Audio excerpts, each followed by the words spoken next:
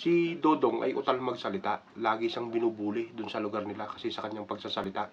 Isang araw, nagpunta siya ng espesyalista para ipakonsulta yung kanyang pagsasalita. Ano pa may paglilingkod ko sa iho, sabi ng doktor. May problema pa po ako sa aking pagsasalita, Dok. Lagi po akong nauutal. Binubuli po ako dun sa amin. Ganun pa, sabi ng doktor. Siguro mahaba yung ari mo, iho. Mga ilang inches ba yan? 15 inches po, Dok. Ay, mahaba nga. Kadalasan kasi, pag mahaba ang ari ng isang lalaki, naapektuhan kanya ang pagsasalita nito.